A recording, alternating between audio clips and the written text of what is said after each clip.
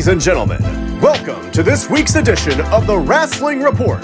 And here's your host, Rated R for Rasslin and Jonesy Chats Wrestling.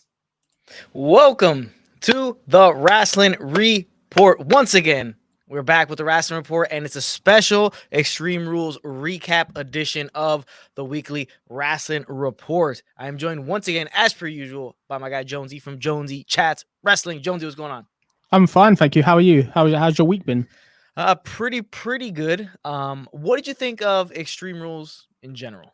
I liked it. I thought for a B pay-per-view, it felt really, really good. 75% of it was really, really good. I'm not going to lie. I felt it was really kind of refreshing to see such a great pay-per-view for something that's not SummerSlam, WrestleMania, Survivor Series. I was just really impressed with a lot of it, to be honest. I agree. You're always wary going into these B/C level pay-per-views, the gimmick pay-per-views, especially like Extreme Rules, Money in the Bank, Hell in the Cell. But a fresh change of pace here with a gimmick pay-per-view, as all the matches had something to do with the gimmick of the pay-per-view. They all had stipulations like we touched on last week. So this is probably probably the best things coming out of here is the fact that we're getting these gimmick pay-per-views that have gimmicks throughout them. Now, how will that play within Hell in the Cell? How will that play within Money in the Bank? We'll see that, because of they love doing just two matches, the main events being, those gimmick themed matches. It's going to be interesting to see how they work that in. Will every match be in the Hell in the Cell? Will they add cage matches? Will they add different things? But with such an Extreme Rules, I thought it was well done.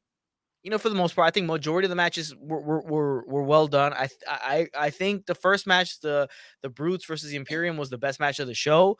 To be honest, they started off the show hot and nothing really matched it until the end, the big reveal, the big comeback at the end of it. We talked earlier off stream about what we thought the best match was, and we're both in agreement that it was the Brutes versus Imperium. 100%. Like Gunther, anything with Gunther and Sheamus at the moment is like rock solid, isn't it, for the best match? I felt that this really emphasized an extreme match. This felt like an ECW type match on WWE. It was crazy. I could not believe that this was a TVPG match because of how hard they hit, and the fact they had such a good match on SmackDown as well. I was thoroughly impressed. This, for me, was so hot that it meant when we got that Extreme Rules match next with Liv and Ronda, it just looked tame. It looked like it was a watered down version a little bit, but I enjoyed that first match incredible. And I think crucially, the right people went over. I love the storytelling in it where the baby faces are getting beat and it looks like they've got no chance. They come back. Some of the bumps were insane, but I want to see Sheamus and Gunther go again. I think this should be a series they do, a best of 6 series. I think would be good to see. In all honesty, it's that good. It would be cool. Now, you brought it up. Liv Morgan and Ronda Rousey kind of have a letdown because of the previous match. This is the problem with gimmick pay-per-views. When you have gimmicky pay-per-views, you have similar type matches that are all supposed to be, one-upping another. It's tough to do it. So starting off the show so hot with this match hurt subsequent matches later on because it just didn't meet the same brutality that we saw in the first match. And I think that's a problem. I think they got to do away with gimmick pay-per-views for that reason and that reason alone. It hurts the subsequent matches depending on the match before it. So you're always comparing it to that match before it. And when you got to one-up each one. I mean, basically both matches, the first two matches are both Extreme Rules match. You put kind of a gimmicky name on one of them, not Extreme Rules. So it hurts. It does hurt it. But let's touch quickly on something quick, the commentary team. So we saw the commentary team being switched up. We saw it here on the show. What do you think about new commentary teams? What, each team or this pay-per-view in particular? Each team and then this pay-per-view in particular. I thought this pay-per-view, they were a really good team. It reminded me of Jerry the King Lawler, Jim Ross. It had that vibe. There was nothing out of place here. They worked well together. The only failure I'd say was at the end, like that big reveal at the end. They kind of didn't really do a great job of that. Like the credits go on, having to act phony. Like I think they were better saying nothing in all honesty. But apart from that, we're good. If we're looking at the commentary teams, big moves. I'm concerned about Raw, if I'm being honest. It's a massive step up for Kevin Patrick. Jimmy Phillips has done some fantastic work, but I'm willing to give Kevin Patrick a chance. I know he has back in Ireland, FARTE, which is a channel in Ireland. He hosted stuff like the Olympic Games and did the commentary for that and FIFA World Cup matches, football matches. It's a big step up. I'm surprised they've done it, but let's see where they go with this. I think SmackDown's got a great deal. Wade Barrett is a fantastic addition. I think he's a great holdover to Pat McAfee if he comes back. NXT, it's okay. You got Booker T there. His work is a bit questionable in parts as a commentator. Like he can be a bit limited, but all in all, I think it's okay. It's interesting to see it. I was just a bit disappointed, really, that we didn't get a Nigel McGuinness. Personally, I think he's fantastic. He reminds me a bit of a Joey Styles. He's a bit unorthodox. He speaks his mind, and the fact that he got released, it's a real kind of shame. But let's see what they do. It. Kevin Phillips deserves a chance. So let's see how he does on Raw. They must obviously have belief in him to do this. It's a huge step up. It is a huge step up. I mean, it really is. I was shocked that they're really going to put him as the lead commentator, taking over Jimmy Smith. We're gonna see how it goes. Because if I'm not mistaken, he has a heavy accent, correct?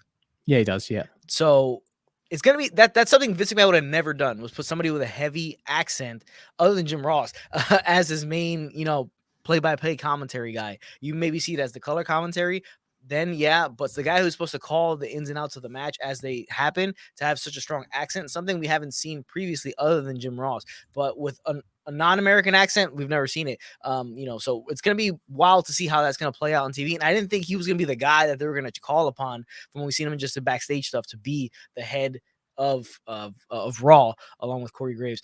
Byron Saxton put backstage in a backstage capacity. I think that's fine. I was tiring of Saxton, and his kind of gimmick was getting kind of old. So there's no more of that. We'll see that. Kathy Kelly coming back. So we'll see how it plays out. I thought the commentary for the show was well done. I agree with you that they should have, not played it so campy and kind of fake when it came to, are we off the air kind of thing. And then, making it seem like the show was going off the air when it actually wasn't. I think the thing with that, like what I'd say before we jump ahead and break down that segments, like in a bit more detail, was they're going all off the air, acting like I don't know what's going on. But you've had this sort of the bunny there in background of shots and stuff, and they've been giving out posters and stuff. There's got to be some continuity, if that makes sense. WWE are either all winning on this or they're not. If you're giving out posters and word searches and stuff like that, I think for me, like it's a bit hampy. You know what I mean? You either don't want this to happen, you generally don't know what's happening, or you're well aware of it and you know whether you're on air or off air. You know what I mean? If they're off air, then you just cut it, don't you? You just sort of end the show. But I get it. It was a bit like a TNA type thing they used to do back in the day for me. But I'm not taking anything away from it. I thought it was a fantastic moment when we discuss it a bit more. But it was just interesting when you look at it. I just think like when that placement after that main event, you're ultimately everything's gone. There's not even time to breathe, and you're straight into what everyone wants. It could have been anything in the main event, but I think people just went there for that moment. In all honesty. That is true. I agree with that as well. We'll get on it a little bit later and we'll touch more on that. But yeah, I think it was well done, but there were some things that you can nitpick about it. SCW in the chat, Steve, what's happening, guys? Hope you both are well. We're both doing great. It's a great day. Braves back 3 points in the Premier League for West Ham. Happy Sunday to all. So we had a West Ham United fan right there. And Steve from SCW. All right, so let's get in. So we're going to go from match to match and breaking down each match for Extreme Rules and kind of going long form on certain things. So we'll start off with what we both think was the best match of the night, the Brawling Brutes versus Imperium. The Brawling Brutes get the win here. It was a savage match, really well done, really well put together match, and all that. So who do you think the right team won? And do you think anything, does it continue going forward? And will we ever get just Pete Dunne, not Butch? Yeah. Let's break it down to the points you said. Yes, the right team won. The babyface needs to get the momentum following the loss on SmackDown. And I think this will probably continue. I think Sheamus and Gunther isn't done. This is a hot feud. And then looking, will we ever get Pete Dunne or Butch? I hope so one day. You got to hope so, to be honest. But I just think this was a really, really good story. And I've got a request for you, Anthony. I reckon they should, from next week, have a Donnybrook title. Remember the hardcore title back in the day? Let's have a Donnybrook title. Like, I'd be a fan of that every week because this took me back to the 90s, back in the day where we had Crash Holly fighting in a shopping mall and stuff like that. I think this was just amazing. It was a great way to start the show. It was a great way to start the show. Definitely, I would be in favor of a Donnybrook title because it would be like already leaps and bounds better from the get-go, better than the 24/7 title. So, I mean, that'd be cool because you have these gimmicky matches. You can get a lot of them probably take place in bars around, the country where they're at.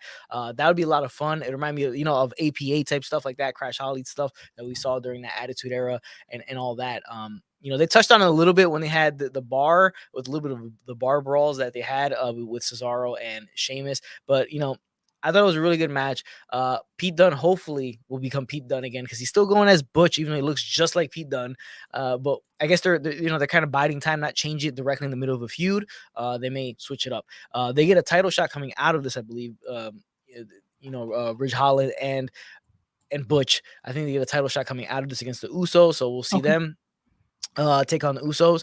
And yeah, I mean, Imperium, I love the grouping. The names are different, obviously than they were used to be before. Whatever you think the names is whatever you think of the names. But Gunther is gonna have a long run as his IC title. Is Sheamus the guy to take it off of him though? By the end of this is Sheamus the guy to take that IC title off of him? Yeah, no, I agree. I think the thing with Gunther is you're leaving him so strong. Can he be stopped? What I really hope is we're going to get this Bobby Lashley Gunther dream match. But for me, probably not going to get that. I think we're going to have a new United States champion tomorrow night. I'm pretty sure that's happening. But who eventually beats Gunther, that's a $1 million question. I think they're making him look incredible. But the revitalization of Sheamus has been fantastic to watch. Yes, he's definitely over now, especially I think people are starting to realize how underappreciated and how undervalued he's been over the years. I was never a fan of him when he first showed up. Not much of a fan of the stuff he did. I loved him in the bar, obviously. But there's a transformation. It's just people begin to realize the guy's been there for so long. Had such a tenure there, and the respect comes out of it, and that's just something that happens organically. You see the years of progress, the years of dedication, the years of stuff him done in the ring, injuries, all that stuff. He persevered through a lot of stuff, and he's come out on top in the end. And he's over now, so we'll see if that leads to a title opportunity, a title run of some kind, whether it be with the IC title, the US title, or the World Championship. We can see that happening, but I think Gunther is destined to become a heavyweight champion. And I think it's more in the near future than that far away. Once they figure out what they're going to do with the belts off of Roman Reigns, if they split those. But I think we're going to come soon to a realization that he's going to become a WWE champion sooner rather than later.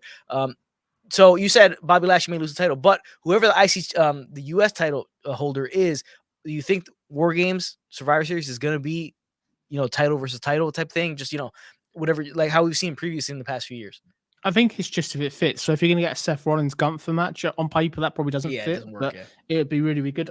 Probably not. If Bobby somehow holds it, Bobby and Gunther is a match that I know SCW in the comments has been crying out for. He's been looking forward to kind of seeing that match. I'd like to see that as well. But I think you're finished with Gunther. You're making it such an incredible title again. This is really legitimate. This guy feels he could be the world champion, as you said, at any point. And I'm a massive fan of him keeping it. Like I think he should have it until someone's better. Someone's good enough to beat him, which I don't know who that'll be at the moment.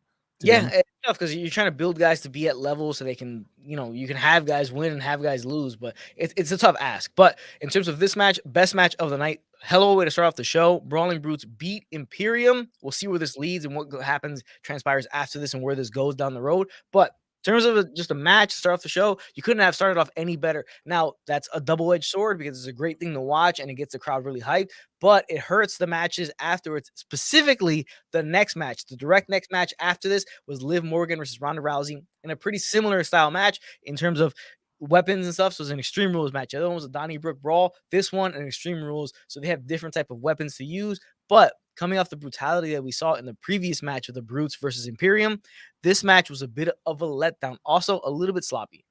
Yeah, for me, it just doesn't really work. This continues the trend with Liv Morgan. Obviously, at Clash of the Castle, horrible match with Shayna. This one was not much better. She brings the baseball bat in. She has 9 shots with it. She's like the worst MLB person batting ever. Like not one shot looked credible. I just felt it didn't look very good. It was an okay match. It did what it needed to do. We didn't get the Liv Morgan we saw a couple of weeks ago on SmackDown that was willing to go all out and jump off stuff. That was kind of apparent. To me, it felt like just another match with a baseball bat, and there was the odd moments. It did feel like an Extreme Rules match. It felt very watered down. And the right person won, crucially. I think Ronda had to get the win. The best thing coming out of this, there's two good things. Liv Morgan looked like she was losing her mind, so that's probably potentially some sort of heel turn. And Ronda Rousey also looked like she's turned even more heel. She was obviously cussing Liv down as well. Obviously, Ronda Rousey this belt now. I think she's in the right place to go to WrestleMania with Becky Lynch. I think this is the time to give her the belt. Let's see where Liv Morgan moves on, because for me, Liv Morgan needs new creative and she needs some sort of direction. This run as a champion has been a bit of a disaster for me. Like, she had the briefcase, she got it, and she's not elevated. It's not like we've got another Charlotte Flair, Bianca Belair here to go at this level anymore. She's just another wrestler now, basically, for me. Yeah, I agree as well. Could we get a heel turn because she was smiling while she was getting choked out, and then she was smiling after losing the match? The commentators alluded to that, during that when that happened. Now Ronda Rousey, full blown heel again. I think she needs a mouthpiece because her promos are very, very odd. They feel awkward. Her vocabulary she uses during her promos is just weird. The wording that she uses, the way she puts them together, doesn't really flow well on TV. I think she needs a mouthpiece for her to be even somewhat like people want to see her as champion or want to see her around, actually. Liv Morgan, could we see a heel turn? That may be interesting. Now, my problem is when you have a bat, if you know what a bat is and how it's constructed and what it's made out of, whether it be aluminum or whether it be wood, for them to use it that many times and hit somebody openly that many times, normally it's kind of, they put in the head, they put their hand in front of the one end of the bat, like they would with a sledgehammer, and they hit them over the face, or do one shot over the back with it or something like that. But the amount of times they used it, it becomes not believable. Because if you ever held a bat or ever swung a bat, you know that if you hit somebody with this thing, it's an automatic knockout, broken bone KO, especially in the face or in the rib. It doesn't work well, and it makes it look even more fake and unbelievable. So I don't like the overuse of the bat. Sting had a bat, didn't really use it a ton. He did it, sparingly. And they weren't massive shots he was hitting people with a bat. It was more of like kind of a means to an end. Oh, look, he has the bat. It's a spot. But the amount they use it here, I didn't think it worked well. I think it made it look even worse. The fact that he used that bat that many times. I agree. I think he made some fantastic points. Sting with the bat obviously was nostalgic and legendary, Yes. But I agree. A prime example, like the match starts and Liv's scared to face Ronda without this bat. What happened to Liv 2 weeks ago that was willing to go through sort of Exactly. stone to try and get to her? You know what I mean? It just doesn't add up. But hopefully Liv Morgan with new creative can go somewhere. Ronda Rousey will be a great champion. It's somebody with a belt that you can get behind. And looking forward to seeing where it goes next. I think Liv Morgan may be off TV for a while. Hopefully that's what I would do, keep off TV slightly. And then you could build this mania or whatever she's going through, basically. Sell the injury, I would do that if that was me. Yeah, I would too. I mean, it's just gonna be it'd be interesting to see, like, where does Shayna Baszler come into this? Does she take on Ronda now, or is there a feud brewing there, or is she a partner of Ronda? We'll see how that goes going forward. But yes, I thought this match was hurt really bad by the match previously to it, and it just didn't live up. And we'll see what happens. Liv Morgan no longer your champion. Ronda Rousey regains that SmackDown Women's title. We'll see who she feuds with going forward. Will she continue with Liv, or will somebody else be thrown into the mix on the SmackDown roster? Could we see a return from Charlotte Flair maybe, and that's who takes on Ronda Rousey? That would mean Charlotte would have to come back as a babyface, which she's not the best at. No, definitely. I got last thing on Liv Morgan as well. Yep. Do we see her in all this craziness if Bray does have some sort of stable, being under Bray potentially? That's something that I did hear was pitched. I don't know how true that is or not. I mean, it plays well into it. I just don't know if they want to do it because the sour taste from the whole Alexa Bliss fiasco with Bray Wyatt. So I don't know. I mean, they may go ahead with it, but I mean, she fits, obviously, like her style and her look and what she presents herself as fits with what Bray Wyatt does. But it's just gonna be like you got another blonde girl there with Bray Wyatt. It just feels too much like what happened with Alexa Bliss. Fair point. I think I'd much rather see Nikki Cross, to be honest. Like, I think Nikki Cross will do the role a bit better, but happy to see where they go with this. But I'm just glad that we've now got a new women's champion, and let's see where they go with it. Excited to see what the next step is. Yeah, because Liv's run was lackluster at best. Transitional champion, if you'd have to call it, put a title on it, that's kind of what she was. But the next match on the show was the strap match. Drew McIntyre versus Carrion Cross in a strap match. Didn't start off as a strap match because Carrion Cross refused to put it on and got some shots in on Drew McIntyre. And then the match finally started when, the strap was put on. A lot of Charlotte in this match. I mean, a lot of Scarlett. I'm sorry, not Charlotte. Scarlett in this match. She's very involved, which is good because remember, he was brought up to the main roster with the S&M gimmick and she was nowhere to be found. They stripped him of his most alluring part of his act, which was his wife Scarlett. Obviously a beautiful woman. It makes sense to have her out there with him. It's a total package between the two of them. So we have both of them here. And they're really, really good together. The match itself, though, I wasn't a huge fan. No, for me, it didn't really get started. Like, I think it was clever. The Carrion Cross once again getting the advantage. I like the hard hittingness of it. It just didn't really get to next gear. They had 10 minutes. The 10 minutes I had, it seemed to go quick. The finish was kind of clever. I think the right person went over. I just think it's just one of them things where we knew that Carrion Cross was winning. It was kind of obvious. And where does Drew go from here? Drew at this point has lost 2 pay-per-views in a row. Yep. It's just how they elevate that. I'm looking forward to what they do here. And I thought Scarlett, to be fair, she was the most over person out of all of them. I thought she came across as a megastar in this with the spot. The spot would have made total sense. It kind of made up for the fireball that didn't happen the other week. I think this is kind of the injury angle they're trying to do. I just hope this isn't going to be a rematch. I think they need to be done with this, and let's see where Carrion Cross goes next, really. For me, I think this was 2 hard-hitting wrestlers. I think they struggle with just sort of the limitations of a strap match. The fact we didn't have them touching corners and stuff, it was a pinfall. I wouldn't have done that. I would have had Drew lose by touching the corner. That's the route I would have gone down. But you got to do whatever you got to do with the right person won, which is the most important thing, really, for me. Yeah, right. So that's generally speaking, like that's how like you know that's what I thought they were going to do, to be honest. Yes, right. So it's normally a strap match is a 4-corner match. You got to tap each corner, and that's the way you end the match. But this was pinfall, so it's weird, right? So it's like the strap is there, but you still got to win it the regular way. It's just a match that it wasn't well. I don't know. It wasn't well put together. Well, it just didn't come off that great. Strap matches need to have a little bit more behind them when you're going to do them. It needs to be really, really like blood feud type of thing where we're going to do this because this is the end all be all of matches that we're going to have together. So I don't think it had that much steam behind it to warrant the strap match. And I don't think it just didn't come off that well on TV. I thought I was really excited for the match on paper. I thought this was going to be a mega match. I didn't think it was a bad match. I just think it's kind of a feud ender, and it's with Drew now. Drew's probably now going to be in the mid card, and where you get him. I can't see Karrion Kross off the back of this going to beat Roman Reigns either, to be honest. So Karrion Kross is kind of on the up. It's just a long term vision of where they go, and yeah, I just think they've done this with sort of Scarlett now. If they want to continue the feud, Drew really needed some sort of female to assist him. This is where you probably need to get somebody to help him, but I'm hoping this will be done, to be honest. I don't think it is. I think we're probably going to get a rematch, but I just think they can't keep having Karrion beat Drew. Although Karrion's the latest new toy they want to get over. They want to make him like NXT Karrion. Drew McIntyre's going to have to get his momentum some way. Otherwise, he will be back facing the Baron Corbin to this world at WrestleMania again, which we've done that this year. We need to... Drew, bear in mind, a month ago, Drew was so over that he could have won the world title. You know what I mean? You got to consider that. Yeah, he was. You know, like we talk about this a lot. It was a Clash of the Castle match. He was, was it the right choice not to have him win? This is the feud that you got immediately following it. Was this feud. So, I don't know.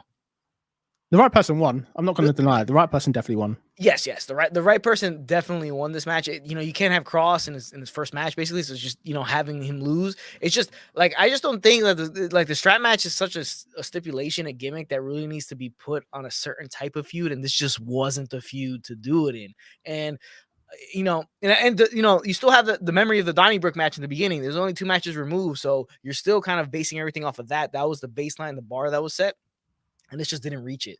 It's a different type of match, obviously different type of wrestlers in it, but I don't know, just not there. But right guy won. I hope they continue to build Karrion Kross. What is he going to get into next? The feud can continue because if you had the strap match, I mean, where do you go from there? Really, is it steel cage, I guess? Or, I mean, there's not much you can do going from there to kind of, because the strap match is supposed to be the stipulation you put as a blow off for the feud. I've got 2 things for you. So the next match, predicting it now, shark cage match with Scarlett above the ring, like Paul Bearer at Survivor Series 96, where she can't get involved. That's probably the one they do. And the other one I would say is probably the long-term route for Karrion Kross at this point. Bray Wyatt at WrestleMania. That's a match that's probably going to happen. It's an easy one to do with the whole theatrics and stuff. That's the one I'd call now early, straight away. Yeah, I mean, I would too. But it's Undertaker and Kane again, basically. Yeah, exactly. But we'll see what happens going forward. Eric in the chat, mass is over. Wrestling is my church. The wife doesn't understand. They never do. But, what are you going to do? Thank you for joining us, Eric. Numico, once again with us. He's always with us, Numico. Thank you, brother, for joining us once again. Good morning. How are you? Eric goes on to say Cross has a good look, but this match just shows how much of a better wrestler by far Drew is. What do you think about that? I think Drew's a great wrestler. Like, I'm not going to deny it. I think Cross is a great wrestler. Cross is very much like a Taz. He's hard-hitting and stuff like that. Very different. Yeah, very different. They are very different. I just think that they did the best they could with the strap limitation, if that makes sense. Without, obviously, they used the strap, and it's just obviously what they did with the time. But I think Drew sort of losing cheaply, you can get another match out of it. But he needs to get his momentum back next time. He needs to get an equalizer, which I don't know if WWE will do really at this point. Yeah. I just, for me, it's just like Drew, just get rid of the sword already. I'm tired of the sword. We've talked about it before. The sword, it's tiresome. It's gimmicky. It's just like, get this thing out of here. We don't care about it. Just go back to the guy you kind of were before and not have the pageantry of the sword and everything. We've got one other thing as well. I'll mention Anthony as well. Yep. Do we think that this leads to him continuing failing leads to a heel turn, and he then blames the fans? That's something we spoke about on our predictions in the week on SCW's channel, that Drew McIntyre may turn heel eventually. Something he wants to do as well, apparently. Yeah, I'm all for a heel turn for Drew McIntyre. More reality-based promos, just burying guys, storyline wise, backstage, stuff like that, talking about him and where he needs to be, why, that he, that is just maybe using the fact that he was a babyface is the reason why he hasn't won the title back, and that he needs to be, more vicious and heel type. That could be a great promo from him, because I think his promos very believable when he's not venturing too much into the Scottish heritage stuff and all that stuff like that. I think it could be a John Cena turn heel. Like, I think this could be a really good story if they do the heel turn. And the only concern with it is him as a heel. There's only one big heel, which is Roman Reigns at the moment. Yes. So even him as a heel, I don't see him being Roman Reigns. But it'll be something good to see. And it gives Drew a new way of life. That makes sense. If you want to build it, Drew turning heel, Cody versus Drew at WrestleMania. Cody's the face, Drew is a heel. That's a program they could do, which would work. I'd like to see that instantly. It feels big to me. Honestly, though, if he's a heel, it kind of, by de facto, you don't have to put him against Roman because they're both heels. So that kind of gives you an out as to why he's not in the title picture. What do you do with him? You could be a little bit more creative because with him being a heel, you're not forced to have him go vie for the title because Roman is a heel as well. And you don't want to do heel versus heel type stuff. So. No, I agree with you. Yeah. Newman Co. Drew versus Cross inside Hell in the Cell at Saudi Arabia. I mean, that could potentially be a match. I mean, because that's a step up, right? You go from strap match, then Hell in a Cell. I mean, you can't go any higher than that. So I guess if you wanted to do a blow off for a feud that already had a blow off style match, yeah, I mean, Hell in a Cell would be it. And they've done elimination chamber in Saudi Arabia, correct? If I'm correct, yeah, I think you're right. I could see them doing Hell in a Cell. It's a big spectacle match, and I'm assuming they would love that over there. So I like Hell in a Cell. So if it is a Hell in a Cell match, who's winning? Who's your prediction for the win? I guess McIntyre, because you got the win of Cross in the beginning. You had to give him the win here. You don't have to give him the win in the second go around inside of a Hell in a Cell. So I mean, I guess that's it. Yeah, probably. Yeah. So it's just like, but how do you come off it? It's just if he wins, how do you pull a heel turn after that? So if McIntyre wins, how do you go with a heel turn after his victory over a heel? The way you do that, I guess, is you can say I was able to get this win. He does something heelish in the match. I didn't listen to the fans. I didn't follow the good guy route, so to speak, the babyface route, and that's the way you do it. It's not a great story or compelling story, but it would work. Unless he aligns himself with somebody else that's a heel. That's the thing, like somebody else that can demonstrate that maybe. I guess, yeah. I mean, we can see it going forward. It's gonna be interesting to see because they've gone to the wall a lot with Drew McIntyre, and I don't know. I just don't see it continuing to flourish much longer. Eric says Triple H needs to get rid of the red Hell in the Cell. Yes, definitely needs to get rid of that. It's an eyesore to look at. I think it makes it more difficult to watch the match because it is distracting and it feels like it sticks out more. And it looks corny and campy and gimmicky rather than the rest of it. When the regular steel cage looks, legitimate. I missed the old black one. The old black with the bars, the big bars. Yeah, I missed the original one. Yeah. I mean that one looks more menacing in terms of because it looks like real, thick steel squares and some bars and stuff like that. It looks a little bit more menacing. They got to go back to the regular one though, because that red thing it ain't cutting it anymore. But I come out of this match, we had the ladder match, the first ever women's ladder match for a title, in Bianca Belair versus Bayley of Damage Control. The big thing about this match was Bianca has no help. That's what they brought up, right? Bianca has no help whatsoever. She doesn't have any allies because everybody's hurt. Asuka and Alexa Bliss are hurt. So obviously no Damage Control was going to get involved in the match. Now, Bianca, do you think it was good of them to kind of feed both of them to Bianca the way they did? I think it kind of makes her look... you run that line of like, when you make your babyface too overpowering where she's able to fight off, 3 people at once type of thing. I never like when they do that. So I didn't like it here. The fact that she did the KOD on both of them, which is obviously an amazing, feat of strength and everything like that. But I'm not a huge fan of that. Feeding 2 people to one to kind of make your babyface look better. I don't think it makes better. I think it does the inverse and makes him look kind of more unbelievable and kind of like, it's kind of corny and unrealistic. But, Bianca gets a win. Bayley's not champ. So what do you think of the match? Let's break it down. So going back on your last point there, I wasn't a fan of them destroying the women's tag team champions on our own. That was a bit ridiculous, to be fair. The match was okay. It was a safe ladder match. There wasn't enough high risk bumps for me. I felt that they worked safe, which is sensible. Bayley's coming off an injury. I kind of get that. It was okay. It didn't really deliver the standards I thought. It wasn't a bad match, but I expected so much more. I expected TLC type bumps off ladders and stuff like that, where you're hard hitting it. You're doing sunset flips off ladders. Yep. And Bianca won, which was crucial. I think the film with it was okay. Small things though, like Nikita lines that were inside, with no purpose there. That I don't really get why you did that. That didn't make any sense to me. And you've not really done anything here to build the heels that strong up going into War Games. Like you've got the tag team champions there getting destroyed, as you said, and it just doesn't really work. Bianca Belair, yes, is fantastic, but this is the point now really where if she was going to get this win, I predicted she would win, is that she had some sort of help. Yes, Asuka's injured or been written off. Alexa, I didn't think she was injured. Like, so I I don't didn't know. see either, right? Yeah. It just sort of didn't really make sense, but they did what they need to do. I just think it made Bailey look a bit like a jump, really. I just think she looks a bit like a joke. She couldn't get the job done, and then you're sort of they seem to have this habit in WWE at the moment where the baby faces take a whole stable out on their own. Yes. It's like still in the NWO, man. I'm not a fan of that. I'm a fan of equal numbers. The heels will always have more people than the baby faces, but it just didn't work for me. The match was okay. It wasn't a bad match, but it didn't really get to the levels I thought. I was hoping it would be a Razor Ramon, Shawn Michaels type match. I was hoping it would be that sort of standard, and it just wasn't there for me, unfortunately.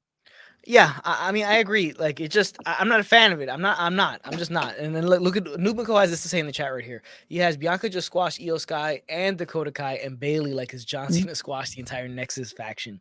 You run the risk of going down that road once again when you have your baby faces take out multiple people at one time. Yeah, it was an awkward setup for the KOD. Obviously, an amazing feat of strength for her to throw both of them down. That was a good bump. Taking a run, it looked good. But to be honest, for her to have all that and still win the match is kind of just, you're kind of like groaning at that point. Now, I think Bianca Belair is a natural heel. I think she needs to finally eventually go heel, but not at this point because you have to build towards Survivor Series and the War Games match. I think Bailey should have won this match. She should have won the title. If you're going to make a big splash with a faction that returned at SummerSlam, you put the tag team titles on two of them. You put the world title on the other one. I mean, it's just about time. I don't think Bianca's run has been that great. I don't think she has enough opponents to kind of warrant a great run as a babyface. I think a heel needs to be champion because you can build other baby faces hopefully around that and have some solid feuds. I think Bailey should have won this match. She should be your Raw Women's Champion, and to make a big splash and a big impact because she takes the L here. Where do you go from here? Because this is another time that she's lost to Bianca Belair. How does this end up leading us into War Games? I don't see it. I don't see where it's going. That's going to lead us into a viable and kind of War Games you actually care about. Yeah, in terms of where it leads, I guess the only thing you could say is they say they've still got the tag team titles. This is all cheap. None of this is real credible. But I think for me as well, like it's just one of the things where you've done this double KOD, as you said. They sold that KOD like they've been shot. Like they were down for about 5 or 10 minutes. They could have got up and stopped that. You know what I mean? But for me, what I would have done, she's outnumbered all this lot. This was the point really where you needed Damage Control probably to have another member. Raquel Gonzalez is the one that I would have picked to join. Bring her in, have her join the heel, have her turn heel. You want to strengthen Damage Control to the point where Bianca can't compete. You then need to build the babyface team up, which is what you do. But I just think the thing with this, we are hoping going into this that the baby faces probably don't win at War Games, but I'm guessing that unless there's going to be somebody internally in her stable that turns, which Oscar's out, it's not going to be her. Alexa Bliss probably isn't going to be her. It's I have no idea how they get to War Games at this point after this, unless it's just going to be Shotzi and other people there as well. Maybe I'm not really invested, to be honest. This was a mistake for me. The result was the wrong person. Yeah, it was the wrong person. Like you said, it doesn't lead you to a War Games match that you can actually build, and people are like, "Oh yeah, I see where this is headed. I'm excited for it." And when you have a legitimate faction that's been together the entire time, going against a hodgepodge of individuals that you just put together, baby faces, you have to have the faction win because I think it does more damage to the faction if they lose rather than if the baby faces lose because they're not actually a team. They're just a hodgepodge of people put together to face a faction of heels. So that's why I hope at War Games we get the heels winning that and Damage Control is legitimately legitimate by winning that, because the fact that they lost this match and all three of them got taken out by one person, because the whole thing was you built a story of your allies getting injured and not being able to help you. So, but without them, you were able to beat everybody up and win. So then you never really needed them in the beginning. So they're useless. Yeah, it wasn't even like the win was a cheap one, was it? It wasn't like somebody came out and equaled the score. I just think they sort of held their hands up. But I wasn't a fan of it. I think the thing with it is it should have probably just been the one-on-one. Like I think that there should have been something to stop the heels come out in the first place if you're just going to have them be taken out. But it just didn't obviously connect. I wouldn't mind seeing this match again, like these two against each other again. But Bianca is Roman Reigns of the women's division. She just doesn't really lose much. I just think what was the point of Bailey getting that pinfall at Clash of the Castle not to get the belt here? I felt for me this was the time to change it. But they'll do what they need to do. I believe from what I've read that Bianca Belair is going to be the women's champion up to WrestleMania at this point, and I reckon Charlotte Flair apparently is going to be who she faces, which that'll be a great match. But I just think it's too long with the belt, really. It's too long with the belt with a not compelling enough character to get you to that point. We're in Roman Reigns, however you feel about him having a run that he's had, it's a compelling enough character that you're able to do it. But Bianca in a babyface role, to have a babyface champion that long, nowadays it's just not doesn't really fly. It doesn't really. Numiko, Asuka's dealing with a kayfabe injury, as Jonesy said. Asuka has been written off television. Also, you weren't a big fan of her crying on Monday Night Raw. You told me that. It was brutal, man. Like, I'm not really like, she's meant to be. Remember her in NXT? Yeah. Like, I get she's injured, fine, but crying there and stuff. It just, you're doing this, and then on this show, you've buried the tag team champions. What? This is almost like, this is Vince McMahon type level. You know what I mean? This is one thing from, you're giving something away, and then you're then taking it away. Like, I just think it, yeah, I'm not a fan of this 50-50, mate. I think they should just build away. The heels need to look strong. Babyface needs to do the chase. This is just classic, going back to classic wrestling terms, basically, for me. Always been a classic fan and stuff like that. I like to see that, really. That's about like as good as it gets. I mean, that's just proven, way of doing it. Heels look strong, babyface chases. Eventually, babyface gets the win, and then you go on from there. You have a heel going after babyface, and it's very simple. I mean, they just the 50-50 stuff seems to be still around, not as much, but it's still there. Numiko says, and also, what is the point of the women's tag team titles coming back? And now fans want a secondary women's title because it's getting annoying, and it doesn't make sense at all. Wow. So is that a secondary world title as well as they've already got 2 women's titles or secondary tag team titles? I'm guessing. I'm guessing like a TBS title type situation. Like, oh wow, no, I don't need that. Yeah, we don't need that. Definitely do not need that. Asuka being written off might be getting a character change. She might be back in a serious change in character. Hopefully she comes back and she's an absolute beast, and that gives you a massive jump to your women's division and somebody else, another chess piece to move around the board. I think it would make perfect sense. I hope so. I hope she needs it. The thing with her, she's had that reset recently. She went off for months, didn't she? And she came back and now she's going again. Her as a heel is what she needs. I think the promos and stuff, she can't really convey them as a baby face. She's a comedy character. Yep. Bring her back as a heel and let's have her as like, she could be another Ronda Rousey. She could be another one that doesn't get stopped for a while. But if it was up to me, I'd put her to NXT for a while and let her build herself up again. Yep, I definitely would do the same. Seth Architects in the chat. WWE getting spotlights due to Triple H taking over. Meanwhile, AW getting spotlights due to backstage altercation. So we had the recent one. We're going to touch on it really, really fast. Sammy Guevara, Andrade, Elido having issues. Andrade wants to leave. I don't blame him. They just saddled him with the gimmick that Matt Hardy had. That's pretty much all it is. Same exact gimmick. They had an issue. It seems to be all hell is breaking loose backstage in AEW nowadays. And it's not a good look. And who else is going to be leaving? Who else is going to fight? I mean, basically, we're waiting to see who's going to get into altercation rather than to see what's going to happen in the ring. Yeah, it's not good. I feel sorry for Tony Khan. The problem is the minute Tony Khan gives someone his release, there'll be a queue of people trying to get out. Yes. So it's not the best, but it's just drama, which it's a real shame because AEW does some fantastic work that's taken away from it by all this negativity, really. Yeah, it definitely does. I mean, it has, but it's just it's a case of momentum's changed. Not being completely neutral. Ever since Triple H has come in, something that has changed. Like I don't know what WWE seemed to be. Well, I mean, it's the change, and then obviously the stuff that happened to CM Punk and this stuff is just it's not the best for it because it leads into the trope that everybody's brought up about about AEW is the whole WCW style kind of way they got about things, and this is stuff that happened in WCW as well, in fighting backstage, politicking backstage that deteriorates a locker room, deteriorates a company, and we don't have a strong figurehead at the top, which obviously doesn't seem like Tony Khan is because he's just letting people run loose. You have a Vince McMahon to really kind of quell that stuff and make sure it doesn't leak out as much on TV and backstage stuff. Next thing on the show. So Bianca's still your Raw Women's Champion. I think it was the wrong choice. Bayley should have won. But next match on the show was the I Quit match. Finn Balor versus Edge. Now, in terms of I Quit matches, it was, it wasn't the best one, and it wasn't as kind of,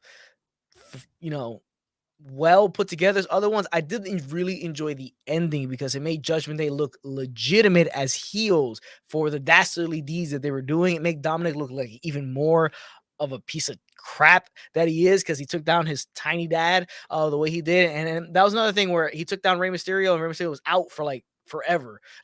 So he couldn't come and help Edge whatsoever. He got taken out that bad. You had Beth Phoenix getting in the ring. Obviously, we want to see Beth Phoenix and Rhea Ripley. We saw that. We saw the concerto spot that was going to happen that forced Edge to say I quit to save his wife. Even though this was the best part about it, it didn't even end up doing anything because he said I quit and they still went on and did the concerto. This was great for Judgment Day, something that they definitely direly needed, and they got it. And I think it makes them more legitimate as heels, and they should continue down this road. I love this match. I thought it was fantastic. Like, this is what wrestling should be. I just think it told a great story. The drama of Edge there. Edge, you knew going in that this was kind of going to be a finish. You knew they would do something like this involving Beth or the kids. It was kind of obvious from the promo Edge dropped on Raw, but really enjoyed it. I thought it told a good story. As you said, Judgment Day looked $1 million coming out of this. I think this is a great way to build the War Games match. Like, you've obviously got AJ Styles, you've got Rey Mysterio now, you've now got Edge, Beth Phoenix, and maybe one other person. This could be a match for War Games. This feels like a War Games match for me that's building, which is really clever. My only question to you, Anthony, was what the hell was Finn Balor wearing on the way out? It looked like a pine cone.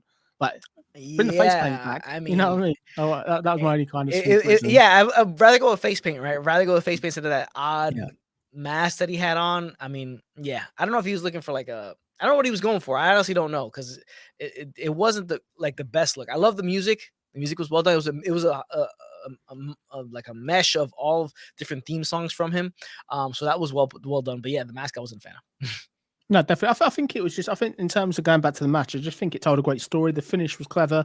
Judgment Day looked killer heels, which is good. And they're just unstoppable at the moment, which is great to see. And I think credit to him, Dominic Mysterio, like 3 or 4 weeks ago, I thought he was a waiter. This guy is just absolutely incredible. Like the change of him, the heel character, got Eddie Guerrero vibes from him. And this is great. Like, I think you got this great storytelling, and this is what wrestling kind of needs to be for me. This is the only stable besides the Bloodline in WWE to me that feel like legit. You know what I mean? You can really get behind them, and you don't know where they're going. They continue adding stuff, which you really feel for baby faces. And the fact that Rhea got involved, it looks like Rhea might be cleared, which is good to see. I want to see her back in the ring, so that's a positive as well. Yeah, I even forgot she was injured, to be honest with you. But yeah, she looks like she may get back in the ring. Now, you're saying War Games. You think this will be the War Games match, and then they'll have men and women in the same match?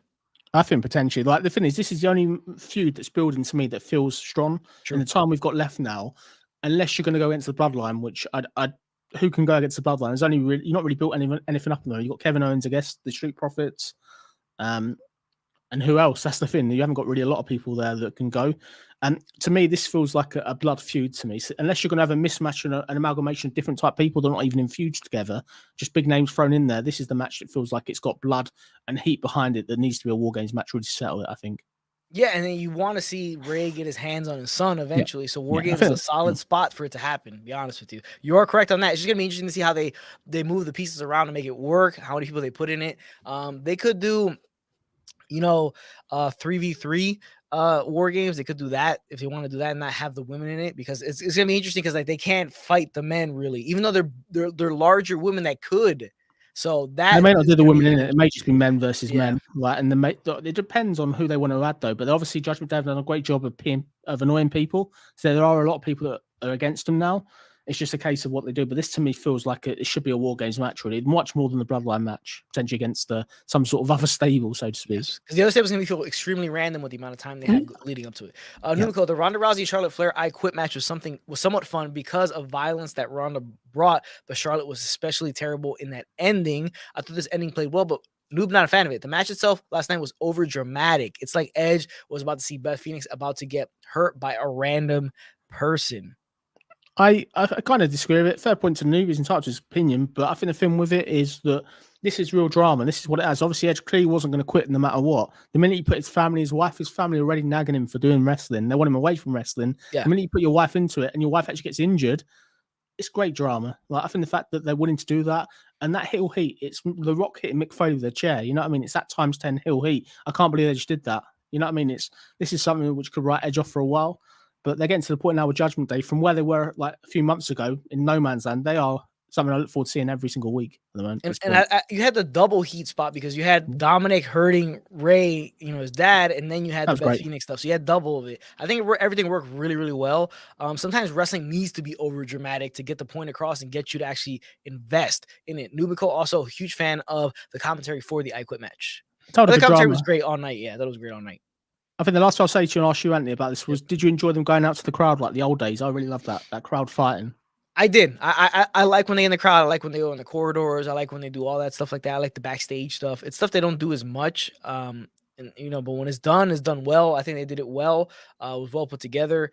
I kind of hope they would have went a little bit more backstage, like a little bit further out with it, but it's fine. I like the ending of the match. Like I said, the 2 heat spots that worked really, really well, and it makes Judgment Day feel viable as heels. Continue to do evil, dastardly things, because that's the basis of your group. Yeah, I agree. I think keep them going, and let's keep the momentum going. I'm enjoying it. Yeah, definitely. Next match on the show was the Fight Pit, the main event. Matt Riddle versus Seth Rollins in the fight pit with Daniel Cormier as the referee. Now, Cormier's involvement, I don't think it was well done. I think he didn't play his role the way he probably should have. I felt he got too involved for no reason, just to kind of say, "Oh, I'm Cormier, don't touch me," type of thing. If you were never gonna get physical, what was the point of all that? Yeah, for me, Cormier was a spare part. They could have just had a normal referee there. This match was an okay match. It was pretty good. Did what it needed to do. It felt a bit flat. People just were shouting, "We want Wyatt" throughout the whole match. I felt sorry for the wrestlers there. They had no chance to get the crowd into it. Yep. And it was okay. I think they worked sensible. I was calling out for the spot when they were on top of the lines. Then when there was that power bomb into the side, I was hoping someone would get power bombed off onto the canvas, a bit like Mick Foley, but we didn't get that. But I understand why. But, well, funny thing, the announcers thought that was going to happen as well, because you heard Corey Graves. He was genuinely scared that it was going to be worse than it actually was. So pretty much downplaying the move itself that actually happened, because we all assumed it was going to be a lot worse than what we got. Definitely. I think the thing with it, I think Cormier's there for obviously for the neutrals to come in. Nothing out of this struck me that he would have any luck against Brock Lesnar. He didn't look to me in ring shape or anything like that. And he's just kind of filler there. I think the thing with it, he didn't even really screw Seth. It's not like Seth can say on Raw tomorrow night, you only won because Daniel Cormier. You know what I mean? I didn't think there was enough of that. And they did what they needed to do. They was in an awkward position and they just did what they needed to do. And everything considered, but I think they would have been better off probably earlier on in the show, in all honesty.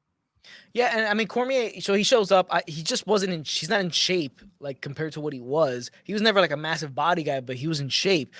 He came in very heavy, out of shape. Obviously, he can still knock somebody out because his time in the UFC, he's a tremendous champion, and all that.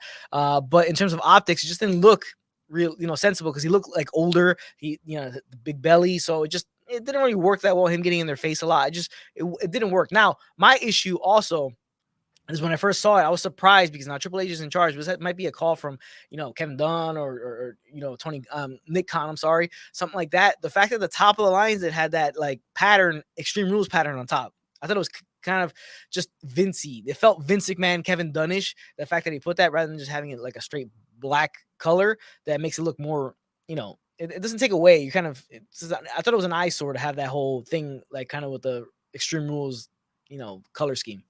Yeah, to me, it just felt like a wrestling match. It didn't feel like an MMA match. It didn't feel like the old Lions Den match from back in the day. It was a decent match, but I felt their match at Clash of Castles was far better, in all honesty. I felt that it had much more momentum, and this did what it needed to do. The right person won. Riddle got his momentum back. I'm hoping this feud is done, and Seth will go on and win probably the United States title, as you said earlier, tomorrow night, which I think will be a good thing for him. But yeah, not really sort of a fan of this match. I felt the other matches in NXT that were this stipulation were far better. It's just what they do next with this. I think it did what it needed to do. Really. I think everybody at this point was just waiting for the end of the show, really, and what was to come. Yeah, the NXT versions of this match were a lot better. This is the worst out of the three matches of this type that we've seen. But we talked about it earlier when we first started the episode. They made it seem like it was over, and they put the little thing in the corner with the the copyright and all that stuff like that, like the show was about to come off the air. And they got me at the beginning when that came on. I was like, oh, they're okay, no, White Rabbit. There it is, because we saw the stuff that they even showed it. They showed outside, like a clip of outside, and they showed the rabbits on the outside, everything like that. People were putting on social media the signs they were getting, crossword puzzles or whatever they were getting from employees at the arena, and it felt at first like it wasn't, but then the fact that the announcer said, "Are we still live?" kind of thing, it's kind of corny. But everything that transpired afterwards with the return of Bray Wyatt, I thought was well done. Yeah, I think it was fantastic. Let's break it down in parts then. So I thought it was really, really good. I like the way that the crowd would just up for it. The crowd made the moment. It was kind of obvious that Bray was coming. I think the fact that he's sending the whole world in our hands, I would have not done that personally. Yes, I think that was just a massive giveaway straight away. Although you had the puppet stuff, I thought it was cool. I really liked the puppets being there. I thought they were fun. Great to see them there and the reaction to that. I love the funhouse being dusty, like no one had been there for 2 years, which was great to see. I thought the vignette was really, really, really good. Not understood any of it. It was all kind of a bit gibberish, but yeah. And then you get obviously him coming out. The reaction with him coming out in the mask. The mask looks incredible. This is designed by the same guy that did the mask in that new film or that horror movie that came out earlier this year. It's the same guy that made that mask. I'll try and remember the name of the film, but I thought it was great to see. Great to see Bray back. The crowd went crazy. It's great to see that reaction. My only real concern was that I don't really get what's the White Rabbit about it. I know this is episode 1. This is week 1, so to speak. There was none of that music, which maybe we might get. To me, it sounds like WWE don't want to pay the money for the music, which I'm surprised at. But there's a lot of questions, which is good to see. I like questions, but the only thing I can take from it is we've got the puppets there. After that, they're in the funhouse and they're all sort of dead. It's just, is this a goodbye or is this the start of something? To me, I don't think we're going to have a stable made of puppets. I don't think these guys can wrestle in costumes, and it's just where they go next. A lot of questions. I enjoyed the new character, and I love the mask. I felt this was a great moment. These are one of the reasons why you want to be a wrestling fan. This payoff was great. We said weeks ago Bray Wyatt was signed. I knew weeks ago, as we said on this, that he was signed, and this just means that it's where they go next. For me, it doesn't need to be in the program straight away. Let's keep this mystery going. And I just hope we're not going back to Alexa Bliss. I really pray we're not going back to Alexa Bliss, but which is the direction I think we're probably going to be going, unfortunately. Now, because Alexa Bliss did say something on Twitter of Bray Wyatt coming back, so that could be a little Easter egg there that they could go back to the well with Alexa Bliss and Bray Wyatt. Now, like you said, the fact that the whole world's in his hands is just a giveaway before anything happens that it's Bray Wyatt. I think they should have went with the Jefferson Airplane song, unless they can afford to have the pay for the rights for that's one what night. you've been planning in the arena. Yeah, but they did it in the arena, so I don't think they had to actually pay for the rights of it because probably it wasn't actually televised, right? You got the money too, though. You have the money, yeah, exactly. I mean, you have the money to spend just for the one night to kind of make it a little bit more ambiguous as to who it could be. But the minute you play that, okay, we all know it's Bray Wyatt, right? You could have went a little bit different direction with it, but I agree with you. The mask looks great. Now, is it something I don't think we're gonna go down the same well as the Fiend and everything like that. I think they'll allude to those things every once in a while. Maybe is he gonna play multiple characters? What's his actual look gonna end up being like? Is it just gonna look like just Bray Wyatt? Or is it another incarnation of him? I don't know. And again, the White Rabbit, where does that come from? What's the point of it? Type of thing. I thought it was well done, and it also got a huge pop. But it's just, like you said, what really is the White Rabbit have to do with any of this? Yeah, I think the film with it is, to me, going back to what we said earlier, so the film that the mask is from is The Black Phone. So that's the horror movie that came out. In terms of what does the White Rabbit have to do with it? Probably not a lot. You remember back in the day, Chris Jericho, the World Vignettes. Yes. We've got the debut. It's all dropped. So there might be some of it. We've obviously got the story to be told and whatever else. But to me, it's the end of the Funhouse, the world ending. The only way I can try and justify that and make any sort of sense of that at this point is the Funhouse world has ended, but then you've got the puppets out there. I don't know why the puppets are out there, really. What I would have done is wouldn't have had the puppets in the crowd, wouldn't have had the whole world son, and I would have just had him sort of, you do the vignette, you then bring him out and stuff. You don't even take his mask off. What I would love to have seen was the drama. We all know it's Bray Wyatt, but let's create some mystery of what's going on. We still have got a lot of mystery, but it's just how they then get that up and how they keep going, which we don't want it to be in 2 or 3 months' time that it's just Bray Wyatt. You know what I mean? That we don't have buzz to go now for a while.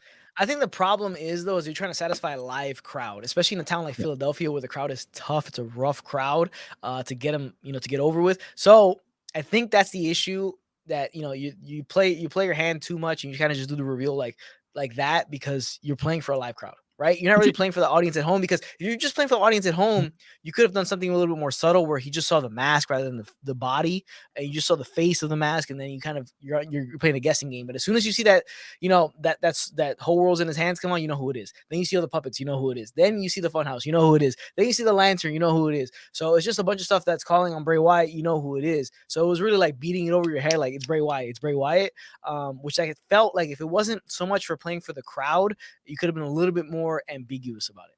Yeah, the thing is, you can still do that reveal, it's Bray Wyatt, but there's nothing stopping you having 4 or 5 other masked people there that you can slowly reveal later. So you've still got that question mark for who's in the stable and stuff. But let's see where it goes. No idea of what they're going to do on Raw. Really, really excited by it. Let's not lose track of this. This is a positive thing, Bray Wyatt being signed again. Yes. He's got some fantastic ideas, I'm sure. I just really hope that we're going to get explanations. A lot of the stuff previously with Funhouses has been a total waste of time, in essence. It's been stuff that there's no payoff. It's just there for the point of it, and you're then waiting just to get no payoff. But I'm willing to give the benefit of the doubt. Let's chat next week and see what week 1 gives and see what answers we've got, if any, at this point. Yeah, is he going to be Raw or is he going to be SmackDown too? That's another thing. We're going to see him on Raw or we're going to see him on SmackDown. I think hopefully he's on both, because like ratings. The draft makes no sense in that roster split, and that doesn't even exist. Seth Architect, Bray should follow what Undertaker did. He was in the WWE and heavyweight title picture not more than 5 times, which means less defeats. Focus on storytelling matches instead of championship matches. This is a great, great point, because if you look at Undertaker's run, he's not as much as champion as much as you thought a guy that long would be, right? He's only a 5-time champion, right? Or 5 or 6. A lot of time he wasn't in the title picture. Like the whole Attitude Era, he's not in the title picture that much, right? He's in there every once in a while, but he didn't win any titles during that time period. Yeah, I if you agree. look, right, post when he beat Sid at WrestleMania 13, he wasn't really in the title picture. I mean, winning the title after that. No, I agree. I think you want to keep Bray as far away from the title. That's where you went wrong with the Fiend. The minute you make this guy that can't be hurt by fire, doesn't sell anything, gives nothing away, no momentum, and then gets pinned, is where the trouble is. Keep Bray as a leader or do whatever. For me, it has to be a new character, a new iteration. This was to write off the Firefly Funhouse, so you get rid of it. Let's see what the new character does. I think I'm just looking forward to seeing what they do and how they pay it off. I just think it's exciting. I've enjoyed the teasers and stuff like that. I'm hoping they're creative and there's plans. Obviously, with creative control that Bray Wyatt must have. He wouldn't have come back unless he had it. I trust in him to pay this off. I think this should be something good. And let's hope he'll get elevated. I hope it's not just him that benefits, because last time it was just largely him. Alexa didn't really get anything from it. And everybody else he worked with, unfortunately, took a hit. Yeah, I mean, you have an opportunity here to kind of go with a different route and build other people up with it. So, I mean, hopefully they do it. Hopefully, I hope so. I hope it's not just a solo thing.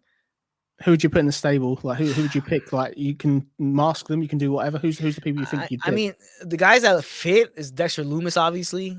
You need to. Yeah, with what we saw. I mean, let's touch on it real quick. He was just, you had the Miz backstage with the mascot of the Philadelphia Flyers hockey team. That whole thing. Then Loomis shows up, chokes him out. It's just, where the hell is that even going? What is that even doing? Yeah. Right? There's no point of it. It's just, he's just doing this for no apparent reason. And where does it end? That guy makes sense. Karrion Kross obviously makes sense, but I think you just have two alphas in a group. It doesn't make sense to have two alphas like that in the group. I don't know. Maybe an NXT guy, Joe Gacy.